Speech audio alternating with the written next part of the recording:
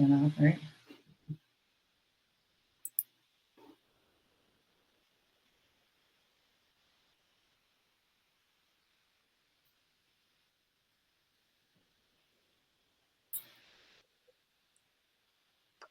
Good morning. Welcome, welcome, welcome. We can't hear you. Can't hear me? Hmm. Can you hear us? I can hear you. Hmm. Wonder if did you guys start with headphones? No, you can't hear me. No, we don't have earphones. No. Says we're sharing. Yes. No, it says we're sharing audio and video.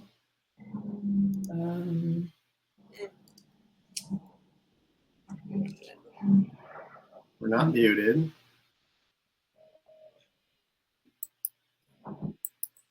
We have audio. Did you just press? What was that audio? Well, I just made sure it's not muted. Well, give me a sec.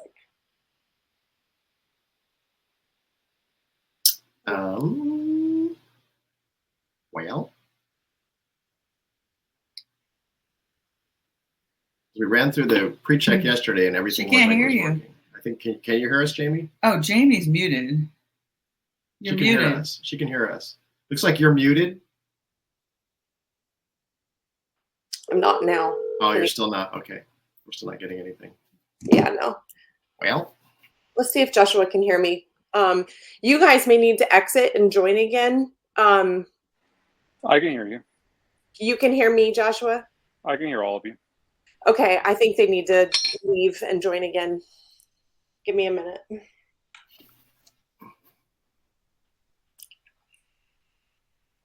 So it's like we need to look for a text. Or she's calling you. She's calling me? Mm-hmm. Trying. She wanted me to do the interview over the phone with the phone. Mm-hmm.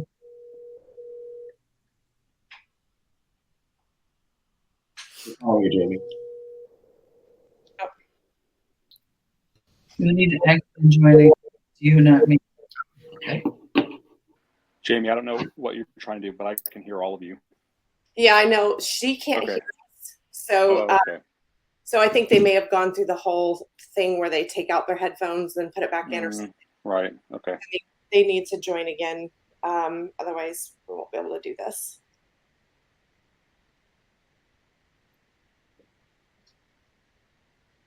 Let's see what happens.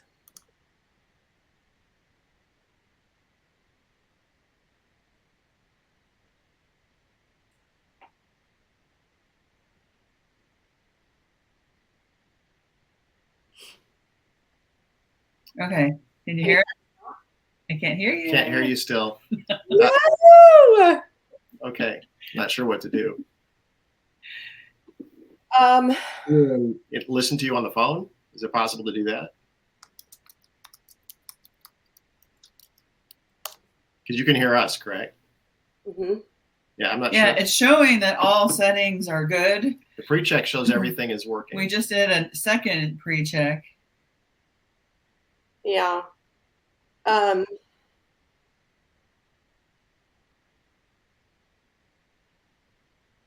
Refresh your browser.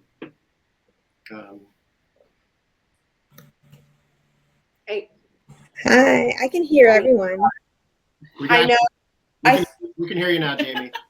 You can hear. You can hear. I can hear it. It's a miracle. We got it. We're all good. We're all good.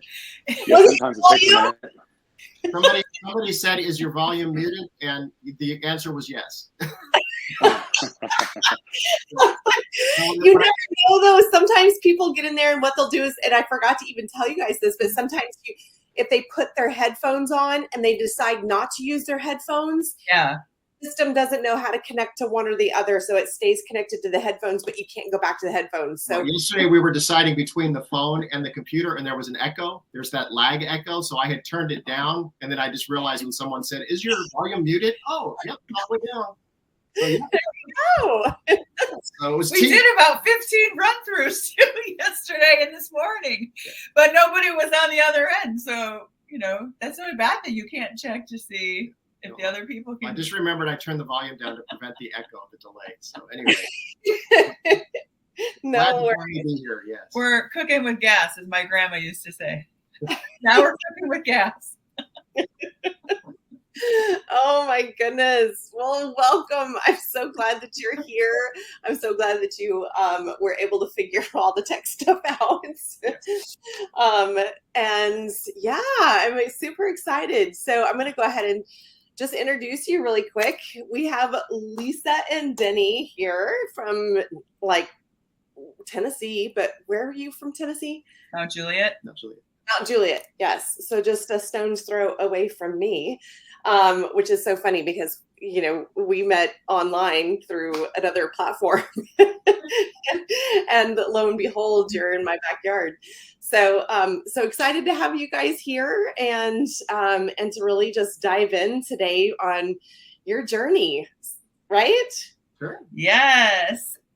We love to share our story, and it's so funny when you're in it, it feels like it's never going to end. And yet now it feels like it was a lifetime ago because our daughter is now 21 years old. Yeah. But if you had told us that when we were going through it, right? 6 years of infertility, 11 IVF transfers. We got pregnant on the 11th. Well, we conceived and actually had a baby on the 11th one. I got to make that clear because we had a lot of loss of babies along the way. But it's just so crazy how when we were in it, it felt like, is it ever going to end? Is it ever going to end? Right. And everyone around us is getting pregnant. Everyone around us getting pregnant easily. And then even within our infertility group, like you're sitting there and we were the group leaders, right? We got to keep it together. But it's like, you're happy for that person, but then you're thinking, oh my gosh, is it ever going to happen for us? So, so it becomes a real battle of the mind and the heart, really. Yeah. I mean, I think you have this perception of how you're going to have a child. It's going to be this, night of romantic, romance and all that kind of thing. And all of a sudden you're going to get the happy call and this positive test. And as each, medical indignity happens, you realize it's not going to be that way for us. And so the reality of, your identity as like this married couple that's just going to have kids to an infertile couple starts to take shape. It starts to creep in little ways as you're going through that process. And that's I think that's the first piece that is hard to deal with as a couple. It's like, okay, well, we're not just going to be able to have a baby like all of our friends and our family members are. And I think that's the first little bit of reality check that hits. Yeah. Yeah. And did that play take a toll on your identity when you were going through that?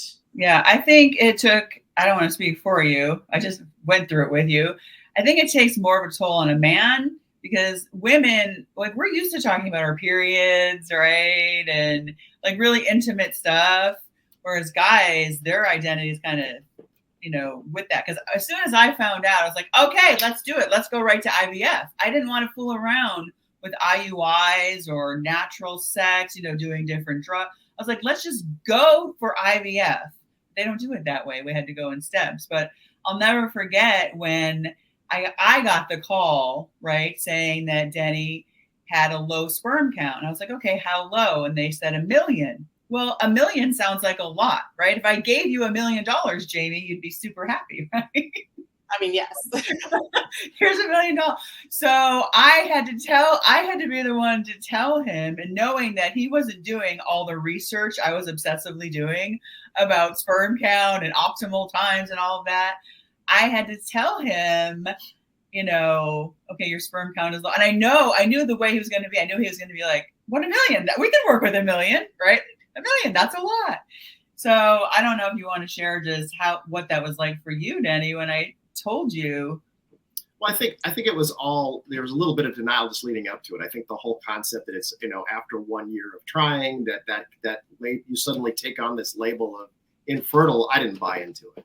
The guys were kind of like, fix it, okay, well, we can just fix that. We can just get past that. It's like, no, it's no big deal. So I was kind of in denial. We knew there might be a little bit of challenge just because Lisa had some endometriosis, before we started doing infertility. So I think I was in denial that I could in any way, shape, or form be contributing to it. Our parents had 3 kids. Lisa's parents had 4. So I thought, it's all going to happen for us. And so it definitely was jarring for me just because the masculinity is somehow tied to being able to have children easily, I think, and depending on your family. And so inevitably you get that, what are you shooting blanks thing? And so that was the hardest thing for me because I had a couple of brother-in-laws and I had that, they asked me that about a year into the whole thing. So I didn't think I was, and I thought, okay, well, so I got 1 million rounds. That should be enough. So I'm not completely shooting blanks. So it's like, that should be good, shouldn't it? So, and then when I actually started learning and diving into actual infertility biology, I realized the odds was very slim, So I had a lot of visions of, I was a big World War II buff, so I kept visioning like 5 soldiers invading Normandy, and that was like, they were never going to win the war. So that was kind of the analogy I had in my brain. When I realized that reality, it was a little jarring because I was like, oh man, I'm going to be the guy who is low on ammo. Yeah, and I could tell that there was so much shame around it because he swore me to secrecy, which is even more, it's so funny that we're on here. Like, we've done so many talks since he wrote a book. I mean, the man that swore me to secrecy, don't tell a soul, don't tell anybody, right, is now speaking in public about this. So that's hope for, wives going through this with your husband. Just give him time and space to kind of digest the information and, but seek out your own support. Like, I did have to seek out my own support, right? Yeah. Because I needed that. And it was like this pressure feeling then sex was like worse than ever, right? Because I am tracking everything with ovulation. Do you remember the time I planned a trip to Sedona, Arizona? And I was like, oh, I'm going to take you away. It's going to be romantic, right? Like, the second we get there, I'm like, okay, take your pants off. Let's go to it. I mean, I knew the spreadsheet and the timeline was running through her brain because that's the way she is. She's always very, timeline oriented. And I was like, all of a sudden, I was like, yeah, I'm not buying this. It was horrible. It was an awful trip, and it was just all very methodical. All of a sudden, sex was utilitarian. It was no longer romantic. I felt like I was just, this cog in the wheel of our potential parenthood, and it was awful. And every cycle that went by, I heard my biological clock ticking louder and louder and louder, right? Because we got pregnant with our daughter when I was 33, and I was considered geriatric, basically, in the medical world.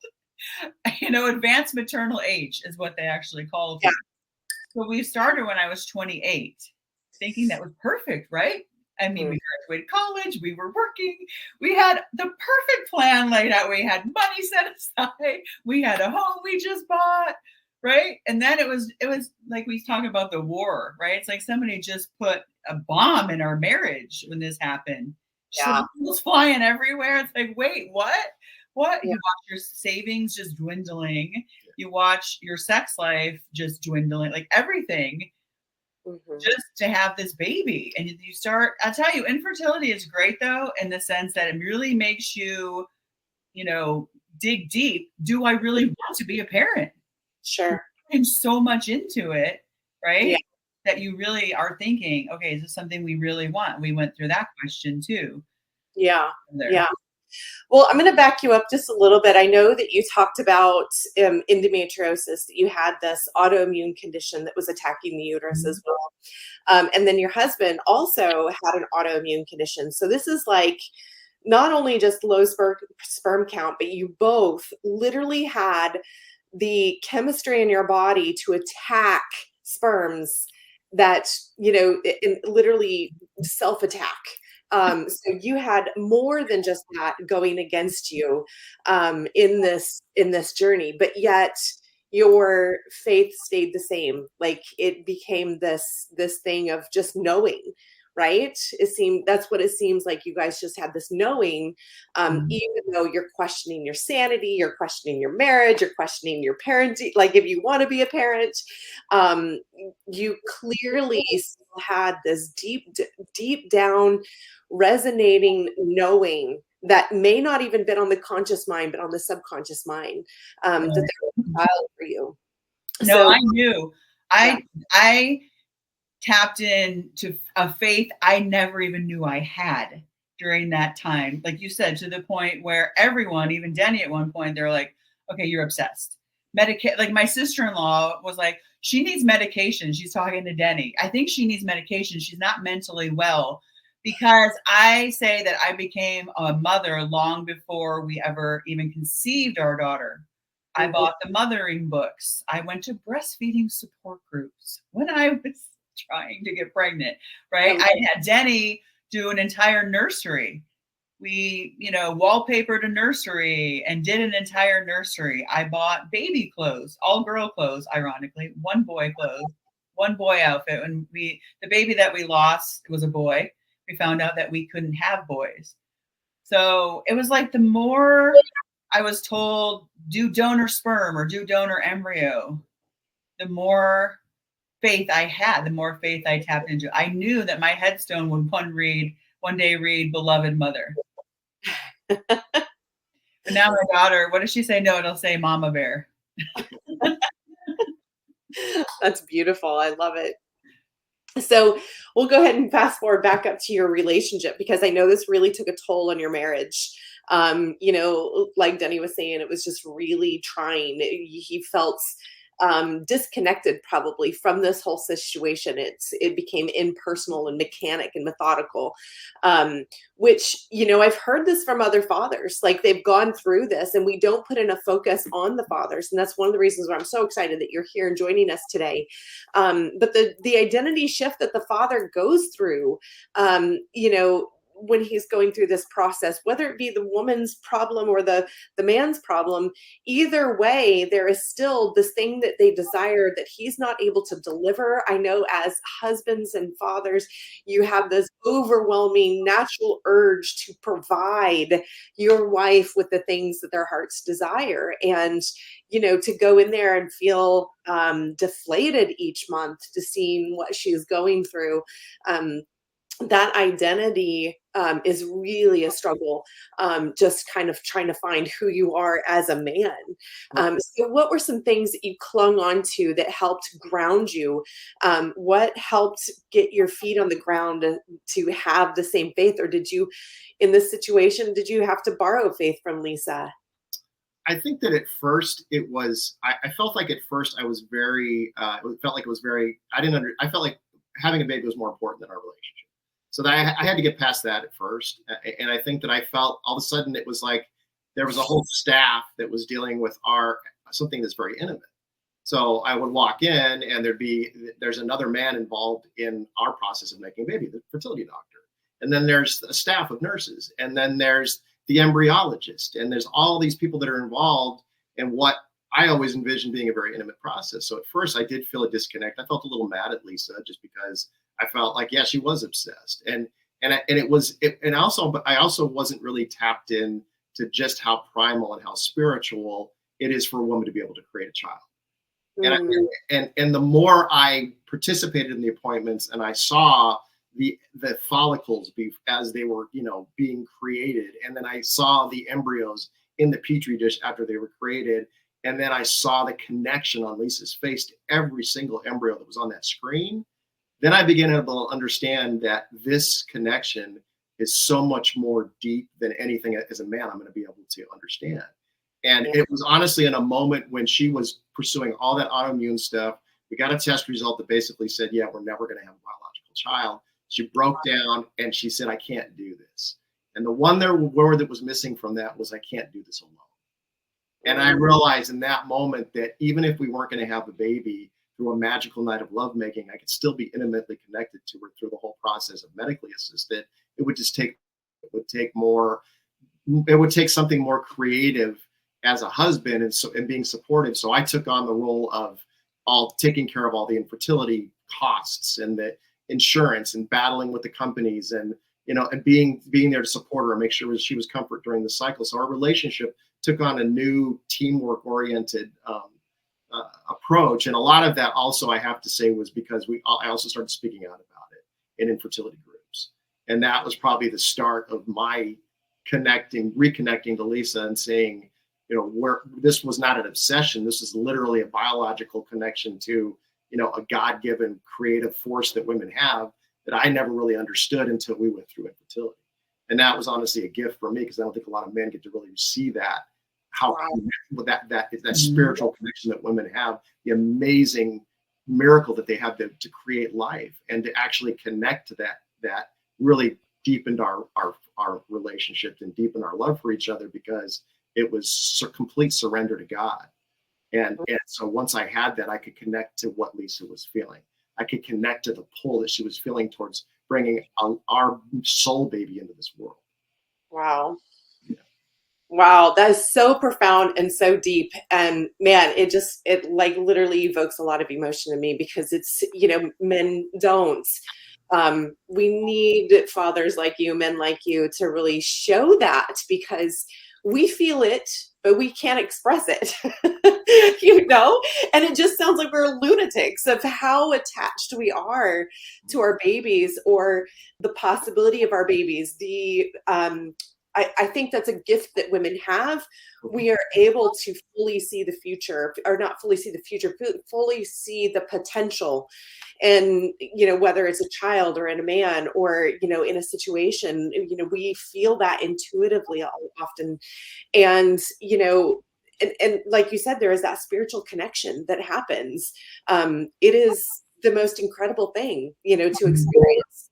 I recently watched a clip that was showing on a light meter what actually happens. It was like they had when the sperm meets the egg, and they were showing in that moment, there is actually this energy light field that comes out of that egg and that sperm at that moment. And it's just this burst of light. And that was an incredible thing to just see and experience, because, like you said, you're bringing in a soul body into this earth, and it is a very beautiful, deep spiritual connection when we have that. So, Joshua says, I call it the fundamental human urge to be fruitful and multiply. Every system we've built, when you unravel them, has that at its core. Yes, that's beautifully well said. So let's go a little bit further here. So when you're going through this process and you guys are, experiencing loss, I think that's a very common thing to go through the loss of the child. And we would not be doing our audience a service if we weren't actually addressing that, because that's really where the wound happens. That's when the pain happens. That's when we carry that with us for so long. And we are losing a child. That's something that we don't really, in the medical field, we look at that as low quality or low, these different technologies of this. They use such cold terminology for something that we feel so spiritually deep, like you were mentioning. And so when we go through that loss, they look at it as just a failed embryo. It's nothing. It's just toss it aside. But emotionally, we feel that on such a deep level. We feel that loss. We see, we experience a lot of trauma in that, that we're supposed to just, as the world, throws at us all these things. Oh, well, God needed another angel, or, some kind of, little thing, or don't worry, you'll get pregnant again. I don't know how many times I heard that, as I'm mourning the loss of this baby. It's like, oh, don't worry, you'll get pregnant right away. Like that even is what is, in my heart right now. My heart is mourning. So share with the audience here, just that experience of loss and what brought you through that loss and helped you heal and transform. Yeah, you get very connected because they show the embryos or the blastocysts in our case, they would grow them out a little longer in our case. So you get very connected. How many people get to see their baby as a blastocyst or an embryo, right? Very few. So in that way, I feel blessed that like our daughter, we saw her as a blastocyst, but you get very attached to it. And we would get the Petri dish, and, you know, when the cycle didn't, you know, we got a big fat negative. That's what they call it in the infertility world, right? And it's the dreaded 2-week wait, all of that. It's like, it's like loss upon loss. It's like layers of loss, because you're really still grieving the fact that you're not making love with your husband and just getting pregnant. Mm-hmm. Right? So you're still in that grief. It's not like that grief has just gone away, right? The reality keeps sinking in more and more. And so then with every cycle, it's like one loss after another. And for us, we got to the point where it was like, this is insane, right? And so I bought some book, and in the book, it gave like a ceremony to do for when you do lose embryos, when you have all these negative cycles, no matter how far you got afterwards, right? And it was really beautiful. We read these poems. We took the Petri dishes. I think we had like 36 Petri dishes. I'm not even kidding. I don't remember. But anyway, and then Denny, we, you know, lit a candle. We read the poems. And then we buried the Petri dishes. And Denny planted rose bushes. It was our 5th anniversary. And he planted 5 rose bushes. For every year we had gone through infertility. And then the blooms kind of ended up representing the potential for life. Yeah. And then just a reminder of what could have been. So, because I think that's the hardest thing for people to understand is, especially with IVF, if a cycle doesn't work, there's still that life that we created that just, the IVF doctors say it was absorbed. But to us, we lost a baby. We lost the potential for that baby. We didn't get to the first heartbeat. We didn't get to have the joy of the positive pregnancy test. So it's loss after loss after loss. And when I started, after that meltdown that Lisa had, when she said, I can't do this alone, I started diving into research, trying to really understand infertility, just so that I could be supportive and not be such an idiot when the doctors were in the waiting room or in the actual room, and I didn't understand what they were talking about. So I had to get up to speed on all the acronyms and also just the emotional aspects of it. And, you know, when I started learning that the loss that women experience with a miscarriage is like, it is a grief and a level of grief that like is similar to losing someone who's alive. Like the depth of that. And when I started understanding that, I could really understand. I felt like I could be more empathetic and I could be more connected to Lisa about what she was going through.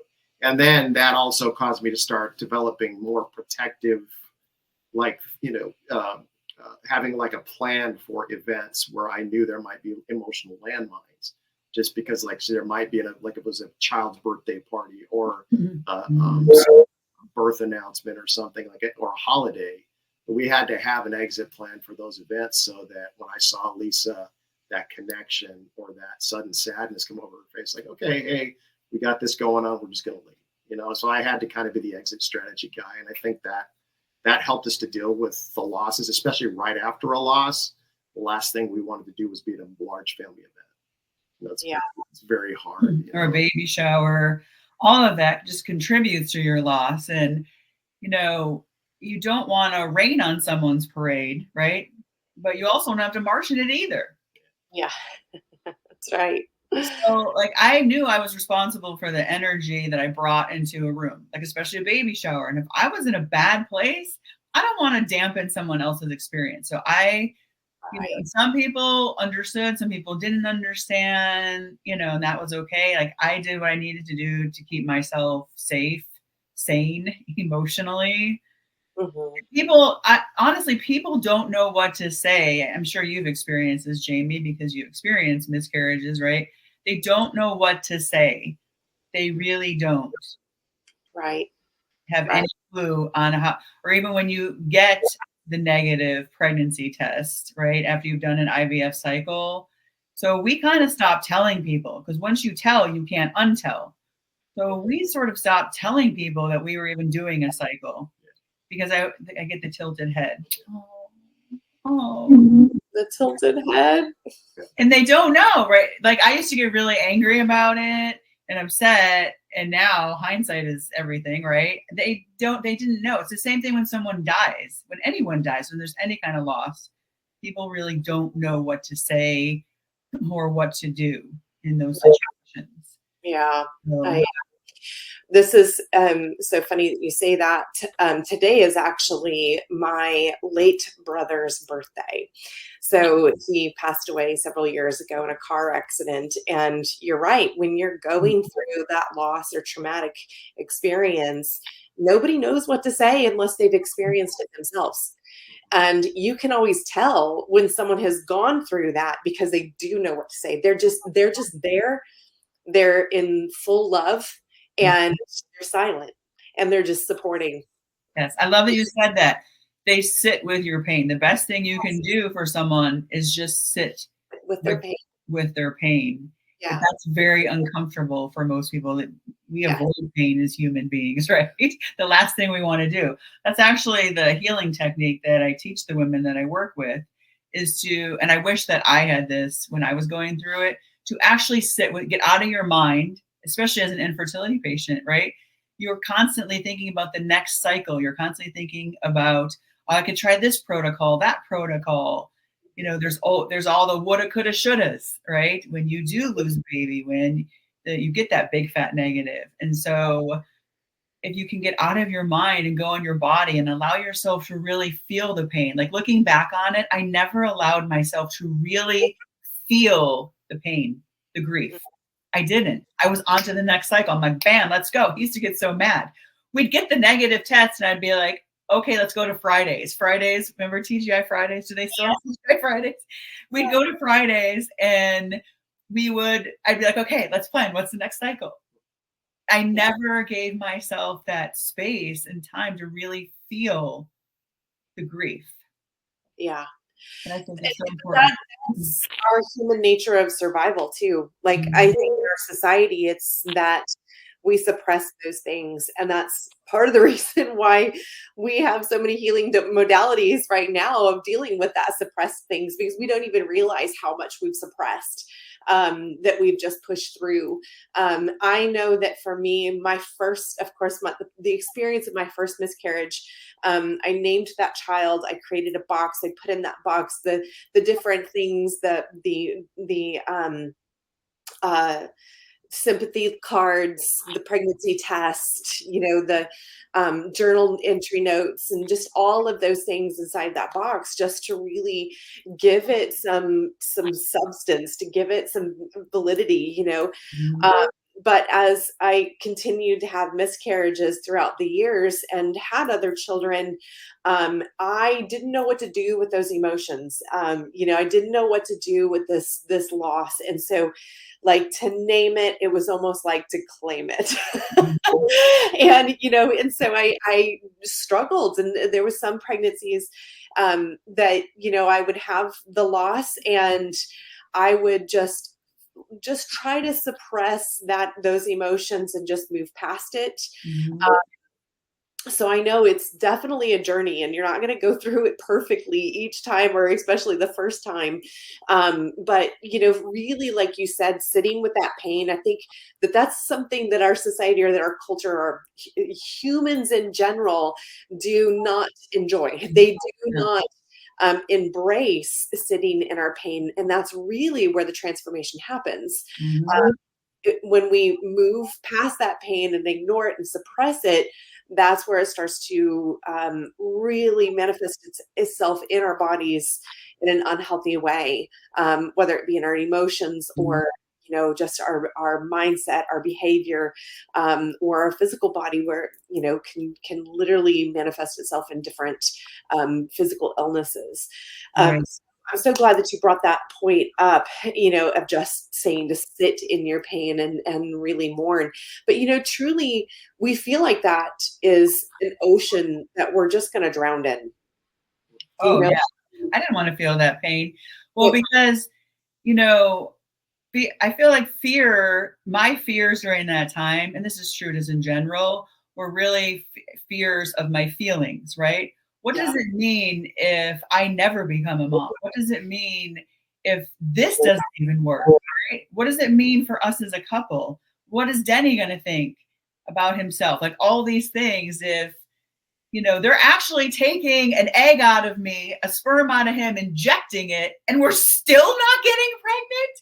Like for me, that meant I'm a failure as a woman. I have failed as a woman. Right. That is what I felt like. And I didn't see it back then, right?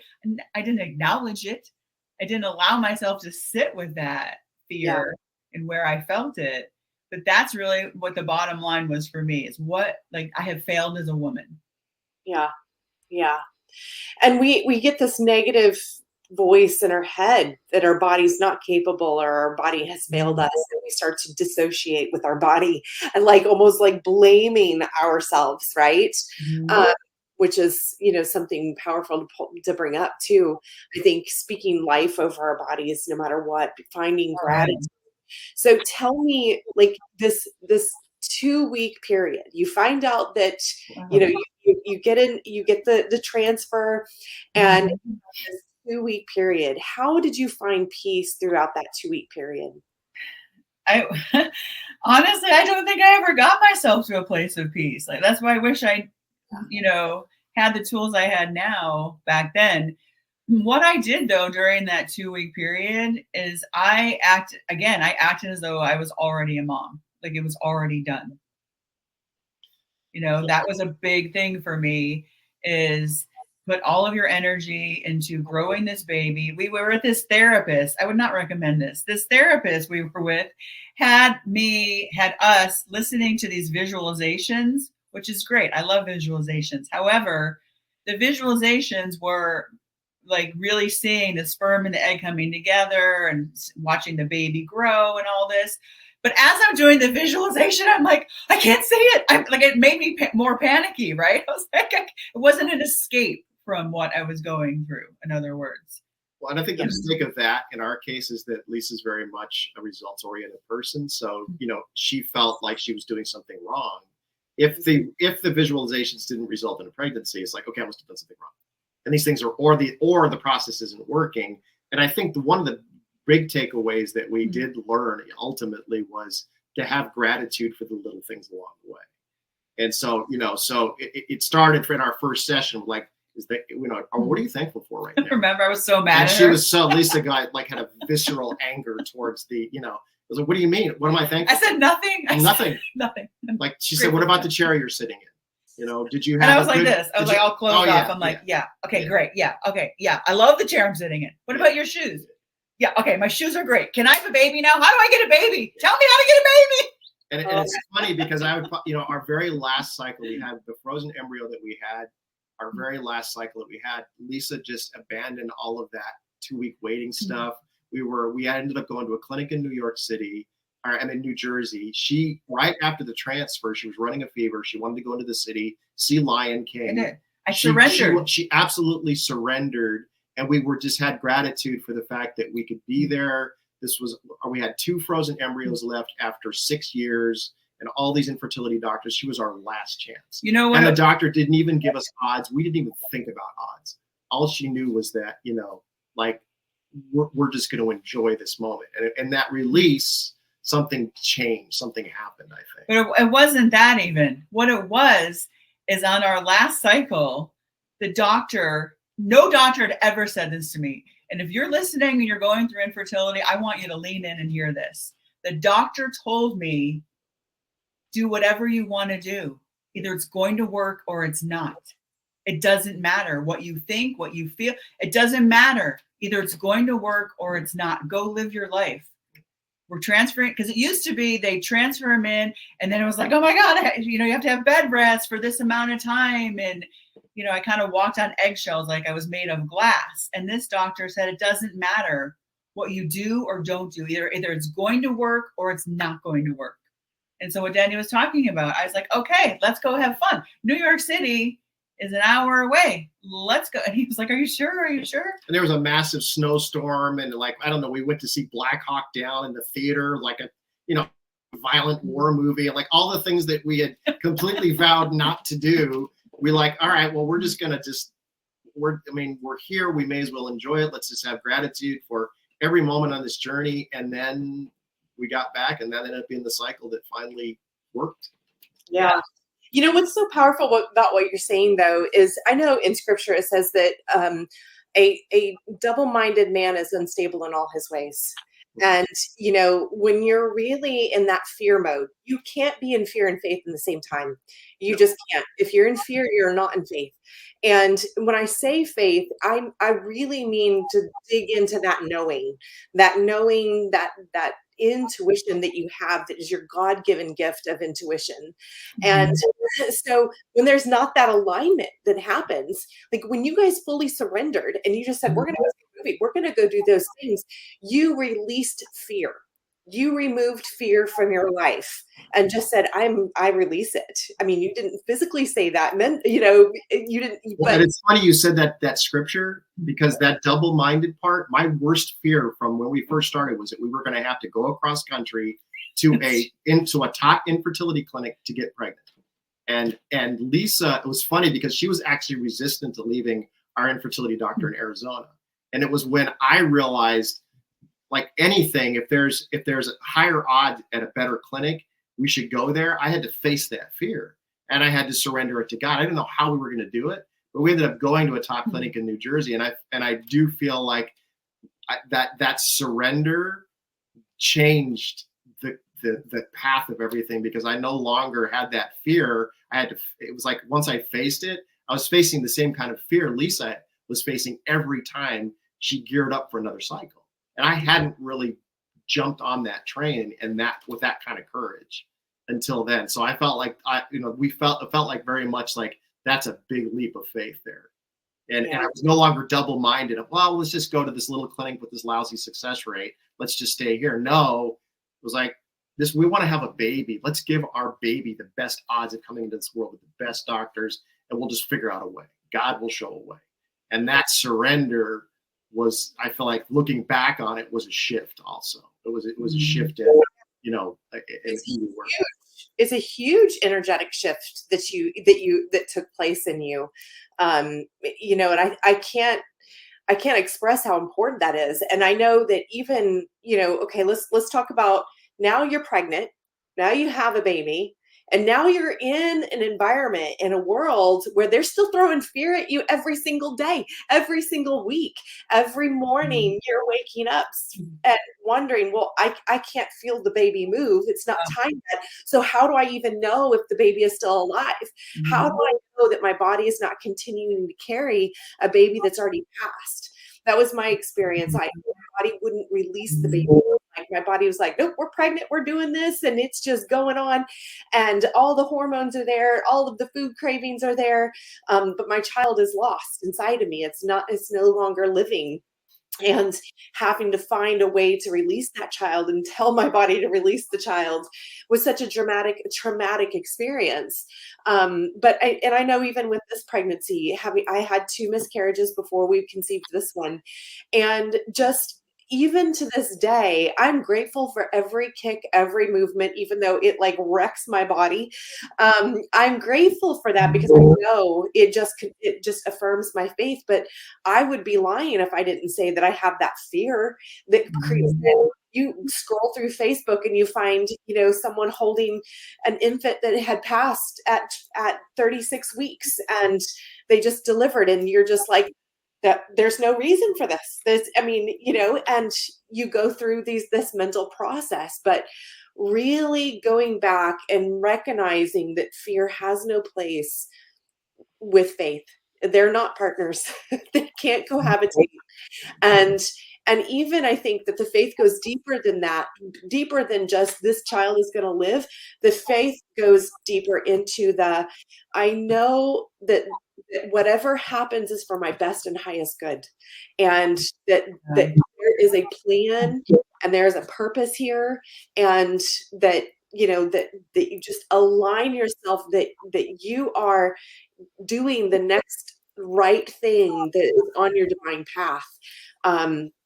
and surrendering that fear. That fear has no place. And I think that that is where the peace comes in. That is where you're allowing the joy to come in. You're allowing the peace to come in. So talk to me about your experience with that, because I know in the IVF world, they treat you entirely different. Like they don't even consider it a baby yet. They consider it a fetal tissue. Up until the moment it comes out, it is a fetal tissue for them. And they have no emotional, but they're constantly coming at you from a place of, whether you're going to be viable, this pregnancy is going to be viable or not. So share a little bit of that. Well, the first time we heard, I didn't know this is possible. It's possible. We did a cycle. They put 6 embryos in me. Was it 6 or 8? It was 6. Okay. They put 8 embryos in me. I don't even remember. And the doctor called and he said, and I knew something was weird because the doctor called, right? The nurse always called when it was negative. And so the doctor said, well, you're kind of pregnant. I'm like, what is that? How is that even a thing? Like, you grow up here and you can't kind of be pregnant. Well, I was kind of pregnant because my HCG levels, they monitor everything so closely that you would not normally do if you were just naturally getting pregnant. My HCG levels were low and they had to keep doubling in order for it to be a viable pregnancy, he said. So we nicknamed the baby Dublin and we kept doubling, right? And then we ended up losing. Well, nothing happened yet. Like, I wasn't bleeding. I went in for an ultrasound and he's like, I think this might be a tubal pregnancy. I don't know. I had all this fluid in my abdomen. It was just kind of a mess in there. And we were supposed to go away for our anniversary. And the doctor said, don't go anywhere. And I was like, I can lose a baby anywhere. I might as well lose my baby with my husband alone. We were supposed to drive up the coast of California. That's what we were going to be doing. And that's what I did. And it was painful and it hurt. I mean, you've been through it, right? I started bleeding. At one point, I thought maybe I do have to go to the emergency room. And his words kept going in my head, the doctor, right? This could be a tubal pregnancy. You could die. Like, talk about fear, all this stuff. But it was just really weird the way I just wanted to just like get in the car and just go. Well, it's funny because on that trip was we went to some little place. I don't remember exactly where it was, but you met a healer. There was someone there who, and I don't remember, like, you could probably tell the story better than me, but I think that was God was putting her on that path to, like, the beginning path to healing. And she was a massage therapist, actually. She was sent straight from God, right? And she said right away, as soon as I got on the table, she did Reiki too. And she's like, what's going on? What's going on in your belly, in your abdomen? And I wasn't really showing. I was bloated, and I just started crying. And she took me through this whole visualization where I like released the baby was like attached to a balloon, and I released the balloon and the baby. Like, I barely even remember it. All I remember is having this sense of peace and validation. Like, she was so validating that this is a baby you lost. You named the baby. She asked, what's the baby's name? Is it a boy or a girl? And it was the first time that anyone had actually, besides Denny, had actually validated that this is a baby I'm losing. This is my child. And all of the things that I lost along with that baby. Which, on the one hand, the doctor was like, this is great. This is the furthest you ever gotten. This is encouraging news. And I'm like, because then when we actually did get pregnant with my daughter, like what you're talking about, it's scary. Let's just go. It is scary because I was always calling the doctor. I haven't felt her in a while. I was always like nibbling on something like juice or like sugar to get her to kick a little, to get her to react. And my baby shower, I'll never forget my baby shower. I didn't feel anything. And what am I thinking during the baby shower? Like, wait, what if she's not okay in there? Yeah. My body's gonna, and now I'm so far along. How is this gonna happen? Like, this is what I'm thinking in my baby shower. So it's not just like you get pregnant and it's just puppy dogs and rainbows. Right? Until I could actually hold her in my arms, I really didn't breathe a sigh of relief, to be honest. Until I held that child in my arms, saw that she was crying, once she was out, I was so much better. But the pregnancy was not what I thought, because I in my fantasy world, I just want to get pregnant. I just want to get pregnant and carry to term, and I'll be so happy. I thought I would be a certain way, and I wasn't that way. Yeah.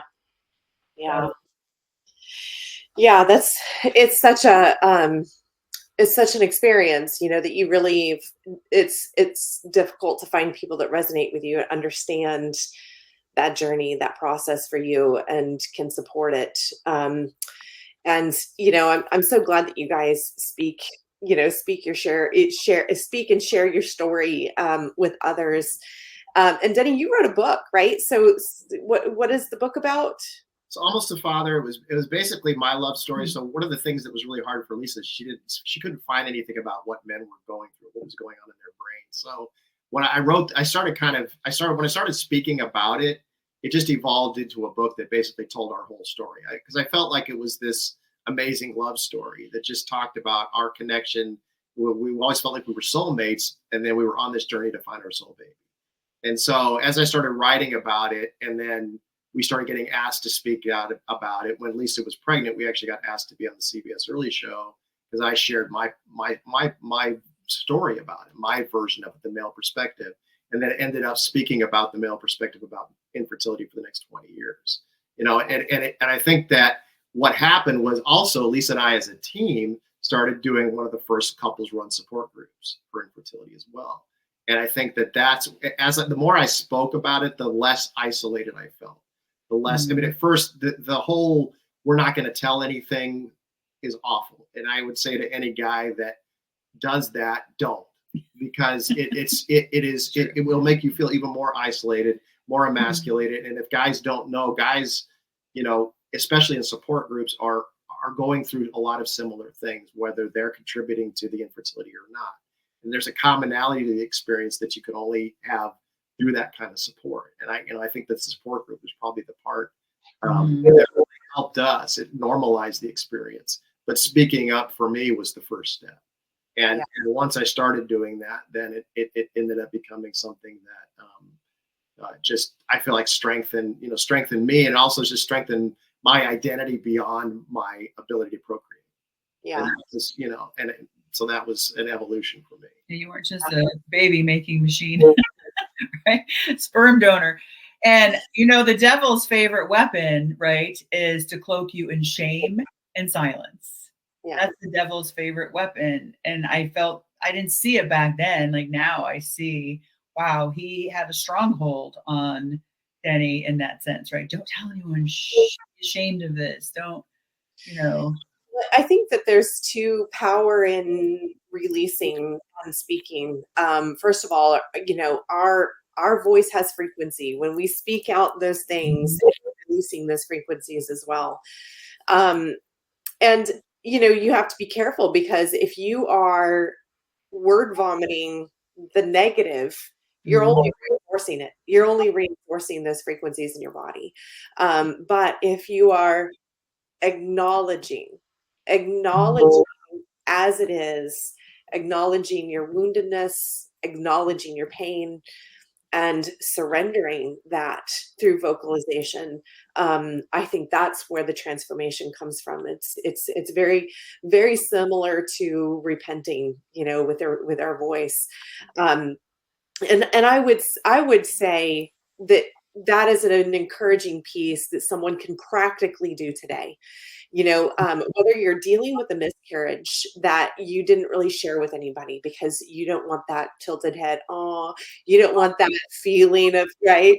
You don't want that pity. And you want to just suffer in silence, as I suffered in silence so many times. You really just even journaling. And Lisa, I know you're a big advocate of this, but finding that outlet to release. And I always encourage my clients and loved ones that just even writing it out. It doesn't have to make sense. Nothing has to be spelled right. It is just a releasing of that those emotions. And you can burn it from there. You can get rid of it from there. You can hold on to it somewhere that's out of sight and out of mind. But releasing that is going to be so healing, because you're acknowledging. In the quantum field, that's always the process of acknowledging, observe, thank, and release.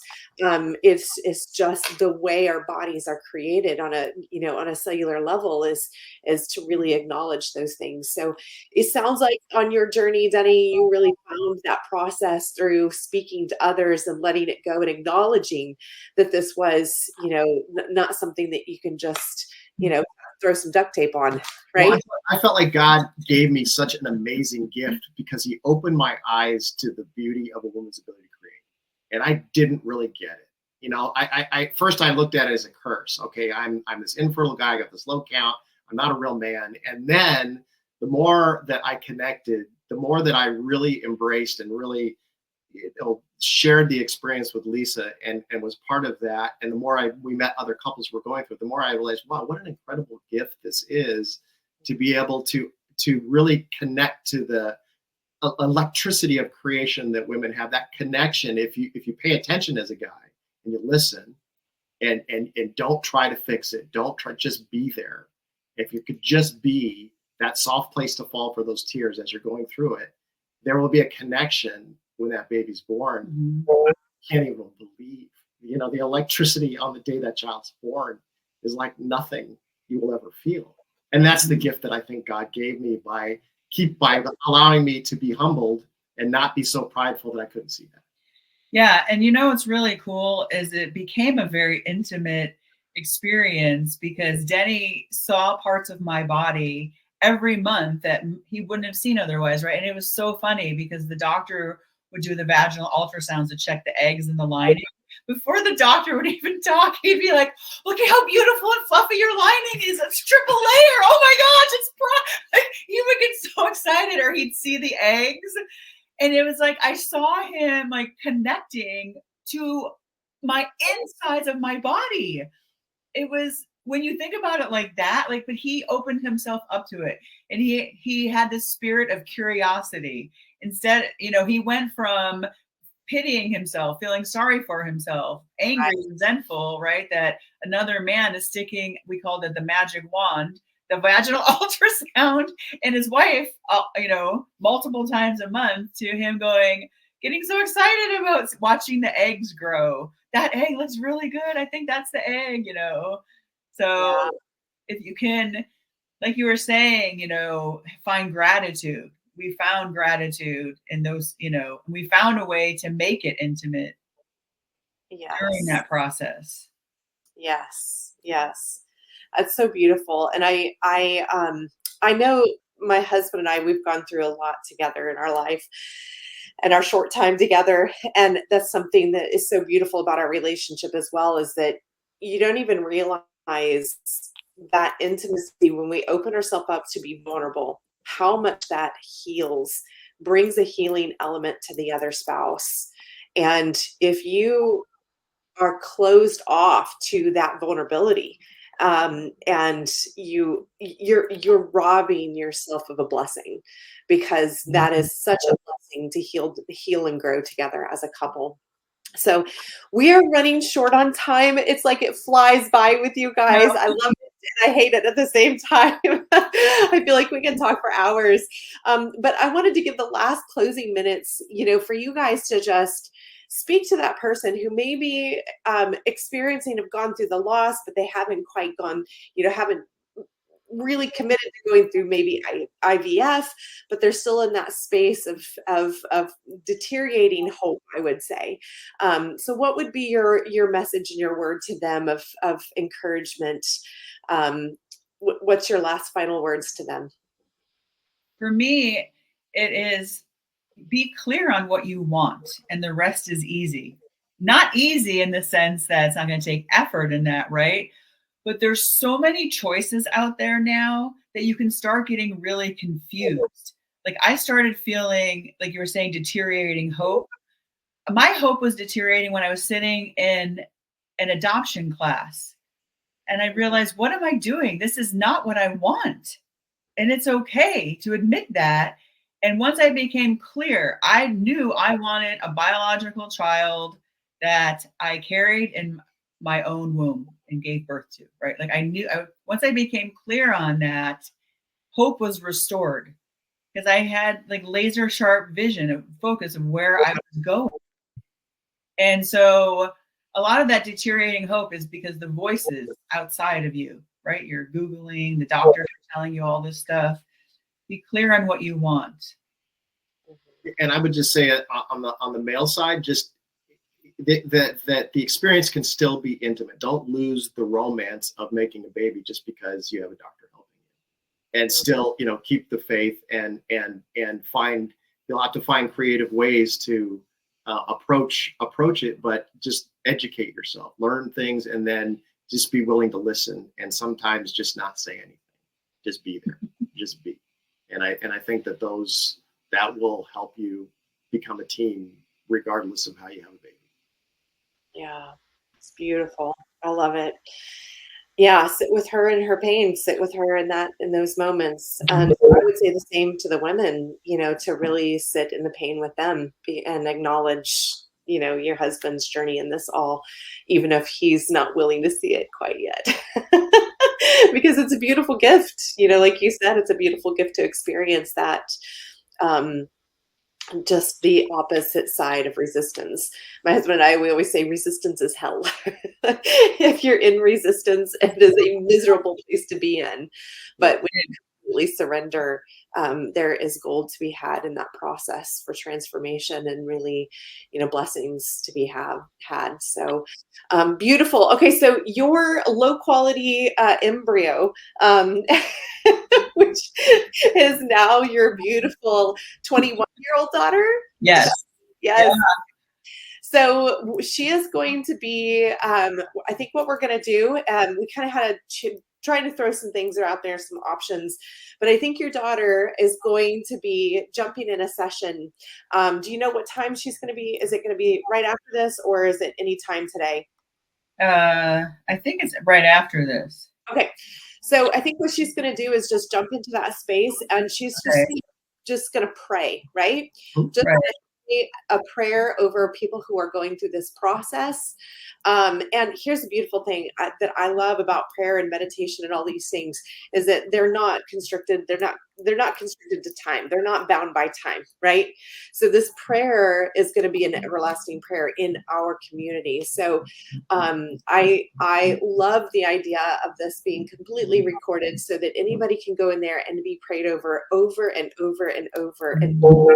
And just receive this prayer, and having someone in that aligned faith. I think that's where a lot of that true, when we are in complete alignment, whether it's someone or in our own mind, heart, and soul, that is where that process happens. So that's beautiful. And she's going to be here in just a few minutes over in the sessions, and recording that prayer for you guys. And then we also have right now, the next workshop up is and you guys are welcome to join us. The next workshop is Kate Simpson. She's going to be addressing the emotions, the emotion body, and how to heal that trauma. So thank you again for coming. We're so glad for having us. Super blessed by your presence. So thank you so much, and we'll see you soon. Thank you. All right. Bye-bye.